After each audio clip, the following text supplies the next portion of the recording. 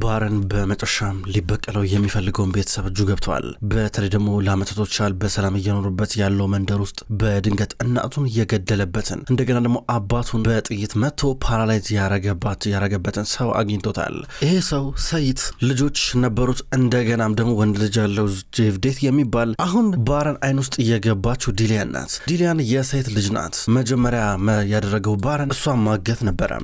እሷን ካገተ በኋላ በቀጥታ ፈረስ ምናምን ወደሚያሳድሩ ወደ አንደኛው ቤት አስገባና እየቆለፈባት ነበረ። ከቆለፈባት በኋላ ውጭ ወጥቶ ለወንዶቹ ከዚህ በኋላ ማንም ሰው ከዚህ እንዳይወጣ በደንብ ተከታተሉ እያላቸው ነበረ።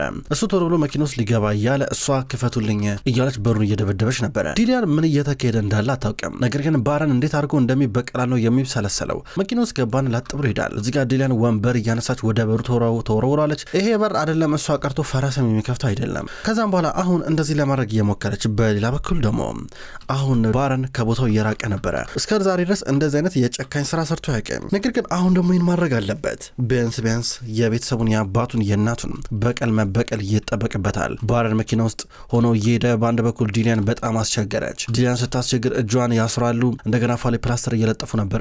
እጇም ታስሮ ከወንበር ጋር አፏ በፕላስተር እየተጣበቀ ነበረ። እሱ መንገዱን እየቀጠለ የሚያስታውሰው ጃን ወንድም ያርገው እያሉት እዚህ ጋር አጎቱና የአጎቱ ልጅ የነገሩትን ነገር ነበረ። እሱ ደግሞ ይህን በቀል እኔ በቀላለው እናንተ ተረጋጉ እያለ ሊያሳምናቸው ሲወተውታቸው ነበረ። እንዲህ እያለ እየጣደፈ ወደ ቤት እየመጣ ድንገት መኪናውን አቆመውና ቦርሷ መፈተሽ ጀመረ። ቦርሷን ወስዶባታል። ቦርሷን እየፈተሸ እያለ ውስጡ መታወቂያ ያገኘ። ከዛ ስልክ እየደወለ ነበረ ወደሚያውቀው ጠበቃ። እየሰማኝ ነው ወንድም ይለዋል። ከሪም ለአንተ ቆንጆ ስራ አለኝ እያለ ነበረ። ምንም ነገር ጠይቀኝ አደርገዋለሁ። ምንድን ነው ምን ተፈጠረ? ደግሞ ማንን ለመክሰስ ፈልገ ነው አለው። በአሁኑ እንኳን ክስ አይደለም፣ በአሁኑ ሌላ ጉዳይ ነው አለ። ምን ጉዳይ እያለ ጓደኛው ጠየቀው። ስለ ስራ አይደለም የሆነ መረጃ ልክልሃለሁ፣ ከዛ በኋላ ለጋብቻ ታመለክትልኛለህ፣ የሆነ ማገባው ሰው አለ እያለ ነበረ። እሺ አለው ጓደኛው። እዚህ ጋር ጠበቃው እሺ ብሎ ስልኩን ይዘጋል። በሌላ በኩል አዜዴ አሁን ዳሪያን ወደ መኝታ ክፍሏ ይዛት መጣች። ወደ እንግዳ ክፍል ነይ ልጅ ግቢ። ይሄ ክፍል እንግዲህ ለእንግዳ መቆየት የተዘጋጀ ነው። እንዳይከፋሽ እዚህ ሳመጣሽ ስትላን ነበረ። ኧረ ችግር የለም ወድጄዋለሁ፣ ለምን አልወደውም፣ ደስ ይላል፣ በጣም ምርጥ ክፍል ነው ማለቴ ምንም ችግር የለም ስትል ነበረ። ያው እንግዲህ ወጣት ነሽ፣ ብዙ ነገር ይጠብቅሻል ከዚህ በኋላ፣ እኔም በብዙ ነገር አግዝሻለሁ። እዚህ ገብተሽ ገላሽን ታጠቢ፣ ቀለል ይልሻል። ከዛም በኋላ ማታ መተሽ ከኛ ጋር አትበያለሽ ማለት ነው። የሚያስፈልግሽ ነገር ካለ መተሽ ትነግሪኛለሽ አለቻት። ችግር የለም ለጊዜው አለ፣ ካስፈለገ እመጣለሁ ስትላን ነበረ። ክፍሉ ተዘርቷል፣ መግባት ትችያለሽ እያለች ነበረ። ዳሪያ በቀጣይ የባረን አያት ባረንን ከሷ ጋር ለማጋባት ነው የምትፈልገው። አንድ መስፈርት አለኝ፣ ነገር ግን ቡና ራሴ ማፍላት ፈልጋለሁ ስትል ነበረ። እዚህ ጋር ዜዴ ይቻላል እታች ወረጅና ፊ እስከዛ ትንሽ እረፍት አድርጊ ብላት እየሄደች ነበረ። ዳሪያ ገና ከሆኑ እየተሰላቸች ነው፣ ወደ ውስጥ ትገባለች። በሌላ በኩል የቤቱ ሰራተኞች አሁን አብረው ሆኖ እያወሩ ነበር፣ አንዳንድ ነገሮችን እያስተካከሉ።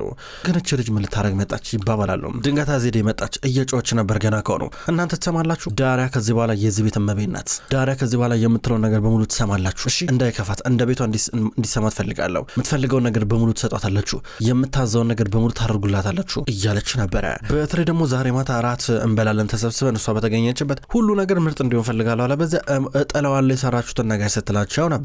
ከእሷ ጋር እንደሚጣሉ ትናገራለች፣ አስጠንቅቃ ትሄዳለች። ዳሪያ በሌላ በኩል አሁን የተሰጣት መኝታ ክፍል ውስጥ ሆና እየተዘዋወረች ናት ያለችው። አንዳንድ ነገሮችን ትመለከታለች ዞር እያለች። ከዛ አሁንም መመልከቷን ማስተዋሏን ትቀጥላለች። ከዛ በኋላ በድንገት ስልክ ደወለች።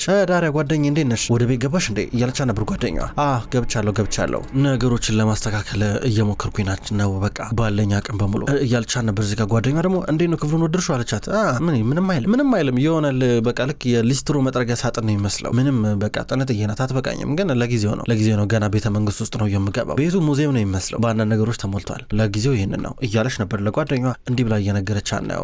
ከዛ ዳሪያ በመስኮት በኩል እየተመለከተች ነው። በቃ ደውልሻለሁ ብላ ስልኩን ዘጋዋለች። በሌላ በኩል የዲላል ቤተሰቦች ተጨንቀዋል። ምን ሆና ይሁን ልጃችን እየተባሉ ናቸው። ኧረ ምንድነው የሚሆነው ይባባላሉ። በተለይ ደግሞ እናቷ ኧረ የሆነ ነገር እናድርግ ሰይት ምንድነው ዝም አልክሳ እያለችው ነበረ። ከዛ ግን ቀስ ብለው ነገሩ እየተረሳ እየመጣ ነው። በተለይ ደግሞ ሰይትና ሀሊፌ የእሷ እናትና አባት ቢያንስ እንደ ጄቭዴት እንደሷ ወንድም እየተጨነቁ አይደለም። እዚህ ጋር ጄቭዴት እንዴት ዝም ትላላችሁ? እዚህ ጋር እህቴ ታግታ እያለ ሲጠይቅ ዝም በል እያሉ ነበረ። ዲሊያን ትመጣለች ተረጋጋ ይሉታል። ጄቭዴት በእኔ ምክንያት ነው ብሎ ሄዶ ከኬችኑ ጀርባ ተቀምጦ ማልቀስ ጀመረ። እናቱ መታ እያባበለችው ነበረ። ይሄም ያልፋል ብላ እያቀፈች ታባብለዋለች። ባረን እቤት እየደረሰ ነው ያለው። እቤት ደርሷል። ከዛ በኋላ በአንድ በኩል ደግሞ አሁንም ቢሆን የዲሊያን መከራ እንደቀጠለ ነው የሚገኘው። በሌላ በኩል ደግሞ ጃን በበረንዳ በኩል ድሮን እየነዳ ነው ያለው። ድሮን እያበረረ በድንገት ፊራት ይመጣል። የአጎቱ ልጅ መጣና አንተ ይሄ ድሮን በጣም ምርጥ ነው በእናትህ እያሉ ነበር። አዋዋየው በጣም ብዙ ኪሎ ሜትር ይበራል፣ ደግሞ ፈጣን ነው፣ እንደገና ደግሞ ቀለል ያለ ነው፣ መሪውም ይታዘዛል ይለዋል።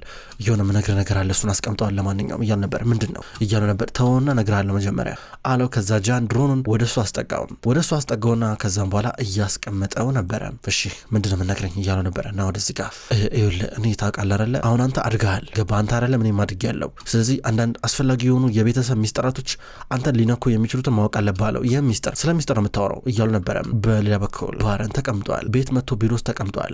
ከዛ በኋላ በድንገት ሰራተኛዋ አባቴን አምጪልኝ ስላላት አባቱን ይዛለት መጣች። አባዬ እንዴት ነው ያለኝ ታዲያ ዛሬ እንዴት ነህ እያሉ ነበረ። ጃን በሌላ በኩል ከፊራት ሰማው ሁሉን ነገር። ያልከው ነገር እውነት ሊሆን አይችልም ወንድሜ እንደዛ ነገር ከኔ አይደብቅም እያለ ለምን ነው የማይደብቀው አሁንም ቢሆን ወንድም አንተ እንደ ትንሽ የጻን ልጅ ነው የሚያይክ። አሁን አንተ አድገሃል ገባ አይደለ በእርግጠኝነት የሆነ ነገር ማለት አለብህ። አድግ ያለው እንደዚህ ማድረግ አለብኝ ብለህ ጣልቃ መግባት አለብህ። እዚህ ጋር እናትን የገደላትና አባትህን ደግሞ ፓራላይዝ ያደረገው ሰው በነጻነት እንደፈለገ እየተንቀሳቀሰ ነው የሚገኘው። እዚህ አካባቢ የከባብ ሱቅ አለው፣ እንደገና ልጆችም አሉት እያል ነበር። እኔ አላምንህ ይሏል። እዚህ ጋር ደንግጦ ጂያን ልታምነኝ ይገባል ይኸውልህ ከፈለክ አሳይሃለሁ እያል ነበረ። ወንድሜን ጠይቋለሁ ሲል ነበረ። የምታደርገውን ነገር ግን ተጠንቀቅ፣ ወንድምህን እንደነገርኩ ካወቀ ጥሩ አይደለም ይናደድብኛል እያሉ ነበረ። ችግር የለም ሚስጥር አደርገዋለሁ ችግር የለም እያሉ ነበረ። ጥሩ ምን ማድረግ እንዳለብህ ታውቃለህ ሞክር እያሉ ነበረ። ጃን መብሰልሰል ጀመረ። እኔ ራሱ ማጣራት አለብኝ ብሎ እየሄደ ነበረ።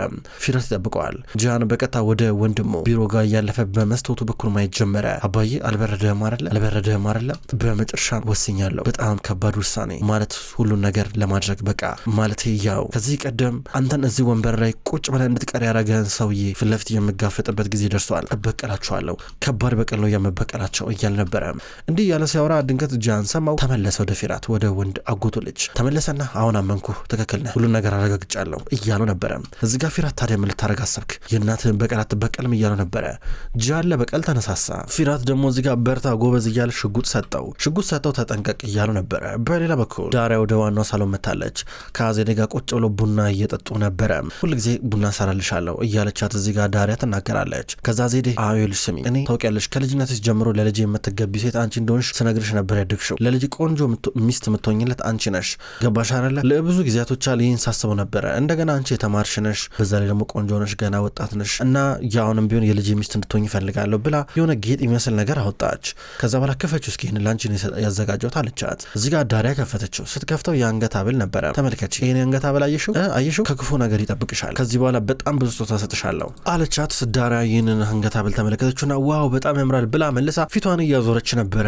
እየደበራት ነው ያለችው። የሆነ ጠቀም ነገር ፈለገ የመጣች ይመስላል። ባረን በውጭ በኩል ሆኖ እያሰበ ነው ያለው። በድንገት የሆነ ቅጥረኛ ጋርዱ መጣና አለቃ እዚህ ውስጥ ቦርሳ ውስጥ ስልክ አለ በጣም እየጮኸ ነው በተደጋጋሚ አለው። አምጣው እዚህ ጋር አስቀምጦ ነው ሄድ በቃ አለው። ከዛ እዚህ ጋር ባረን ስልኩን ተመለከተ። ከዛ ውስጥ ያሉትን ነገሮች እያየ ነው። ትዝ አለችው እዚህ ጋር ዲ ላይ ትዝ ያለችው ፈረሷን ሊገላት ሲል እንዳገላት እሷን በህይወት መኖር አለባት ስትሮ ነበረ። አሁን እሷ ዲላን እዚህ ጋር አፏ ላይ ፕላስተር አለ። እጇ እንደምንም ብላ ለማስለቀቅ እየሞከረች ነው። እንደምንም ብላ መጀመሪያ እጇን ነበረ የፈታችው። ይህም ከኋላ የነበረው ብረት አገዛት። ብረቱ ላይ እየፈቀፈቀች ገመዱን በጠሰችው። ከዛ አፏ ላይ ፕላስተሩን አነሳች። እግሯን እየፈታች ነበረ። አሁን እንዴት ማምለጥ እንዳለባት ታስባለች። በሌላ በኩል ባረን ቆሞ ነበረ። በድንገት ወንድሙ መጣና መልስልኝ፣ እንዴት እኔ እውነት ማወቅ የለብኝም ብሎ እያፋጠጠው ነበረ። ድንገት ስሜቴ ሆነ። ጃን ልጅ ነው ገና ስሜቴና ሽጉጡን ወጣ። ማን ሰጠህ እያለው ነበር። እዚህ ጋር ተናዶ ባረን ማን ሰጠህ እያለው መበቀል አለብኝ እኔም አንተ ምንም የመበቀል ሀሳቡም የለህም፣ ነገር ግን እኔ ያረገዋለሁ እያለ በጣም ይማርራል። ባረን ተረጋጋ፣ ጊዜው ገና ነው እያለ ወንድሙን ሊያረጋገው ሞከረ። እዚህ ጋር አጎቱና ያጎቱ ልጅ ከጀርባ ጃንን እንዳነሳሱት ገብቶታል። አሁን ከነሱ ጋር ሄዶ እንደሚጣላ ይጠብቃል። በሌላ በኩል ዳሪያውንም ቢሆን ወደ ተሰጣት መኝታ ክፍል ገባችና ራሷን በመስታወት እየተመለከተች ራሷን ፎቶ እያነሳች ለጓደኛዋ እየላከችላን ነበረ። ሌላ ጓደኛዬ ደህና ነኝ ባክሽ፣ ምንም አይደለም፣ ያው ይደብራል፣ በጣም ያስጠላል። ባራን ግን ሲያኝ በጣም እንደሚወደኝ አልጠራጠርም። በተለይ አለባበሴ አኳኋኔ እኔ እኮ ቆንጆ እኮ ነኝ አይደል እንዴ? በጣም ነው የሚያፈቅረኝ፣ እርግጠኛ ነኝ ገና ካሁኑ ይወደኛል። እስኪ አላቅም እንደሚመጣ ከዚህ በኋላ እያለች ነበረ። ከዛ ስልክ ማውራቷን ጨረሰች። ይህ ቤት እያስጠላኝ ነው ትላለች ገና ካሁኑ። በሌላ በኩል ፊራትና አጎቱ ሐሰን አንድ ላይ ሆኖ እየወሩ ናቸው። አባዬ ነገሩን አብልሽቱን ነው ያወጣሁት ማለት ይሄ ልጅ ያኔ ቅድም ያልኩህን ነገር ነገርኩ።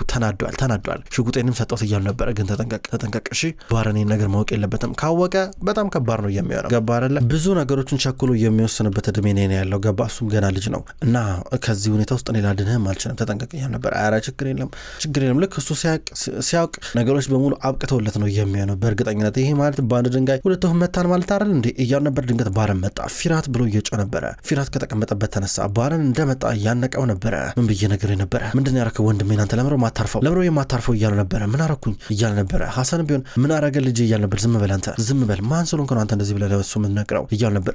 ቆይ አንድ እዚህ ጋር ባረን ፊራት ስህተት ከሰራ እኔን ልቀጣኝ ትችላለህ እያለ ነበር። ዝም በል እያለ ነበር። ፊራት ከእሱ ጋር መጣላት ጀመረ ከባረን ጋር። አባቱ ጋር ጠብቅና ሲቆምለት የምን ቅጣት አባዬ ስለምን ቅጣት ነው የምታወራው? እንደሚባል ነገር የለም። ጂያን ቢሆን የዚህ ቤተሰብ አባል ነው። እውነቱን የማወቅ መብት አለው የለውም እንዴ? ንገረኝ እያለ ነበረ። ገፈተረው። ድንገት አዜዴ መጣች። እየጮች ነበረ። አትጣሉ እያለች ነው። ተቆጣቻቸው። ከዚህ በኋላ እሱ ብቻ የሚላችሁን ነገር ነው የምትሰሙት እያለች ነው። ባረን ነው የእኛ ቤተሰብ መሪ አስተዳዳሪ፣ እሱ ነው የጎሳችን መሪ፣ እሱ የሚለውን ብቻ ነው የምትሰሙት እያለቻቸው ነው። በሌላ በኩል ዳሪያ ቤቱ ባዶ ሲሆን ዞር እያለች ነው። ቤቱ ጭር ብሏል። ዞር እያለች በቀጥታ ወደ ባረን መኝታ ክፍል መጣች። ይሄ ባረን መኝታ ክፍል መሆን አለበት ብላ የገባች ነበረ። ገባችና ወደ መኝታ ክፍሉ ዘልቃ አልጋው ላይ ተቀመጠች። በመጨረሻም ይሄ ክፍል የኔ ነው የሚሆነው ከባረን ጋር እዚህ አልጋ ላይ ተኛለሁ ማለት ነው እያለች እየተመለከተች ነበረ። ፎቶ ተነካካለች። ሽቶውን እያነሳች ወደፊት እየረጨች ወደ አፍንጫ እያቀረበች ነበረ። እንዲህ እያለች በመጨረሻም ይሄ ቤት የኔ ይሆናል፣ ሁሉንም ነገር እቆጣጠራለሁ ማለት ነው፣ ሁሉም ነገር የኔ ይሆናል ብላ ገና ከሆኑ ደስተኛ እየሆነች ነበረ። ብዙ ነገር በአእምሯ እየሳለች መደሳሰቷን እየቀጠለች ነው። በሌላ በኩል ዲሊያን ካለችበት ቦታ ለመውጣት እጅግ በጣም እየታገለች ናት ያለችው፣ ግን ቀላል አይደለም። በተለይ ደግሞ ይሄ ፈረስ የሚያድርበት ቤት በብዙ መንገድ እየተዘጋጋ ነው። ከዛ እዚህ ጋር አንድ መስኮት አለ። መስኮቱን ገንጥላው ለመውጣት መጀመሪያ እዛ ጋር ያስቀመጡባት ወንበር ላይ ተቆመችና እየተንጠራራች ነበር።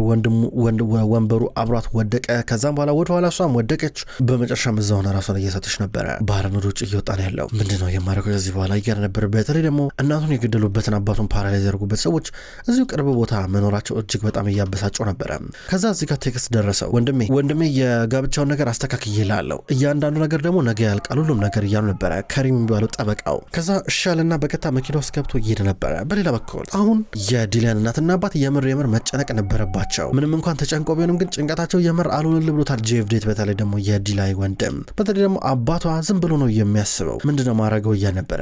ሀሊፌ ደግሞ በቃ ተዋ፣ ትጨናነቅ በቃ ለአመታቶች ያለ ይህን ነገር ስትፈራው ቆይታል እያለችው ነበረ። ከዛ አንድ ነገር አስታወሰችው። ይህም በሰዓቱ ሰይት ወጣት ነበረ። ከዛ በኋላ በድንገት ጓደኛው ሴት ልጁን ይዞለት መጣ። ዲሊያን ነበረች። ይኸውልህ ምንም አማራጭ የለኝም ወንድሜ፣ ምንም አማራጭ የለኝም፣ እባክህ እችን ልጅ አደራ እባክህ አሳድጋት እያሉ ነበር። ሂክመት ኧረ እባክህ እኔ እዚህ ጋር ከፖሊስ ጋር ይጥና ድመቶኛለሁ ለራሴ አሁን ከምኖርበት ቦታ ገና አሰድዳለሁ እኮ ምን ሆናለ እያሉ ነበረ። አይደለም ሰይት ወንድሜ እባክህ እች ልጅ አሳድግልኝ እባክህ፣ ገና ብዙ ነገር ይቀራታል፣ ገና ህጻን ልጅ ናት፣ አብራ ብዙ የደስታም የመጥፎ ጊዜም አብራ ካንተ ጋር ታሳልፋለች፣ እንደ አባቷ ሆናት እባክህ፣ ስትመረቅም ጥሩ ደረጃ ስትደርስም በቃ ለልጅ ደግሰው ሁንላት አባቱ ናት እያለ ነበረ። እዚህ ጋር ምንም ማድረግ አልቻለም። በመጨረሻም ተቀበለ። ከዛ ማታ ቤት ይዞ መጣ። የማን ልጅ ናት ብላ ስትጠይቀው እዚህ ጋር ሊፌ እርጉዝ ነበረች፣ እቺ የሂክመት ልጅ ናት ዲሊያን ትባላለች እያለ ነበረ። ለምን አመጣት አለችው። ሂክመት ለኔ ብሎ እስር ቤት ገብቷል፣ ዲሊያን ከዚህ በኋላ እንደ ልጃችን ሆና ታድጋለች ነበር ያላት። አሁን ላይ እዚህ ጋር ሀሊፌ እያስጠነቀቀች ነው ሰይትን፣ ይሄ ነገር ሚስጥር እንደሆነ ይቀጥላል፣ በጭራሽ እሷ የኛ ልጅ እንዳልሆነች መታወቅ የለበትም እያለችው ነበረ። ነገር ግን እሷ አባቷንም ቢሆን መጨነቁን ይቀጥላል። ጄቭዴት ደግሞ ከእህቱ ዝምሩት ጋር በመሆን ዲሊያንን እንፈልጋ ተባካችሁ አትቀመጡ ዝም አትበሉ እያለ እናትና አባቱን መተንፈሻ እያሳጣቸው ነበረ። በሌላ በኩል ዲላይ አሁንም ቢሆን እዛ ውስጥ እንደወደቀች ናት፣ ራሷን ስታለች። በድንገት የመጣው ባረን ነበረ። ባረን እንደመጣ ተነሽ እኔና አንቺ የሆነ ጉዳይ ያለን እያለ ነበረ። ዝቅ አለ። ዝቅ ብሎ ሲመለከታት ተነሽ እያለ እየቀሰቀሳት ለእሷ የሚታያት አባቷ ነበረ። አባዬ እንደመጣልኝ አውቄ ነበረ፣ ከዚህ ነገር እንደምታስመልጠኝ አውቄ ነበረ፣ እነዚህ ማይረቡ ክፉ ሰዎች ናቸው እያለች ነበር። ቀና ስትል እሱ ነው አንተ ምሮ ከን የሚፈልገው ተሆነ በቃ እኔንም ቤተሰቤንም እያለችው ነበረ። ነይ ብሎ አንጠልጥሏት እየወሰዳን ነበረ። ዝምሩትና ጄቭዴት የዲሊያን እናትና አባት እህታችንን እንፈልጋት እያሉ እያስጨነቋቸው ድንገት ሰይት ራሱን ይስታል። በሌላ በኩል አዜዴ ከዳሪያ ጋር ቁጭ ብላ እያወራች ነው። አዜዴ አሁን ደግሞ ቡና ሊፈላ ነው፣ በያንቺ ግቢና ፊ ያግዙሻል ካደረና ጉል የሚባሉ የቤት ሰራተኞች ስትላን ነበረ። እዚህ ጋር ዳሪያ ገና ከሆኑ እየተሰላቸች ነው። ዳሪያ እያሾፈችባት ነበር አዜዴ ላይ። የምር ባረን ወዳው ምናምን እሷንም አክብራት አልነበረ። እዚህ ጋር ባረን ደግሞ ደውሎ ሁሉም ቤተሰብ እንዲሰበሰብ አዟል። የባረን አባት ፓራላይዞ አብሯቸዋል። ያጎቱ ልጅ ወንድሙና አያቱ አዜዴ ይገኛሉ። አንድ ላይ ሆኖ ተሰብስበው እየጠበቁ ናቸው። ምን ነው የምንጠብቀው ይላል ሐሰን እዚህ ጋር አጎታቸው። ኧረ ቆይ ባረን ይምጣ እሱ እስኪመጣ እንጠብቃለን እያለች ነበር አዜዴ። ድንገት ባረን መጣ። የመጣው ብቻውን አልነበረም፣ የመጣው ከዲላይ ጋር ነበር። እጇን ይዞ ጭምቅ አድርጓት ወደ ውስጥ ይዟት እየገባ ነበር። የምትወስደኝ ትለዋለች። ዝም በይ እያላት ወደ ውስጥ ይገባሉ። ወደ ውስጥ ገቡና እጇን እንደያዘ እች ሴት ተመልከቱት፣ መበቀላ ሴት ናት፣ ቤተሰቧን አስታውሳችሁ እያለ ነበረ። እዚህ ጋር አዜዴ እንዴት እቺ ንባብ እዚህ ይዛ ትመጣለህ እያለችው ነበረ። ከዛ በአንድ በኩል እዚህ ጋር ባረን ምክንያቱም እሷን ለገባት ነው እያለ ነበረ። በአንድ በኩል ዳሪያ ቡናውን አፍልታ ይዛ እየመጣች ነበረ። ይህን ስትሰማ ደነገጠች። በአንድ በኩል ዲሊያንን ብትሆን ክብ ብላ ዞር ብላ ባረንን ስትመለከት ስንመለከተው ነበረ። ውድ ተመልካቾች እንኳን ወደ ቅጠል ቲቪ ዩቲዩብ ቻናል በሰላም መጣችሁ። በዛሬው ዕለት ቀይ እጣ የተሰኘውን ድራማ ተመልክተናል። ውድ ተመልካቾች ድራማውን እንደወደዳችሁት እርግጠኛ ነኝ። ከመጀመሪያው እስከ ፍጻሜው ድረስ ስለተከታተላችሁኝ ከልብ አመሰግናለሁ። በቀጣይ በማለብና በሌሎች የክብር ጌጥ በተሰኙ ምርጥ ድራማዎች እስከምንገናኝ ድረስ በያላችሁበት መልካም ቆይታ ይሁን።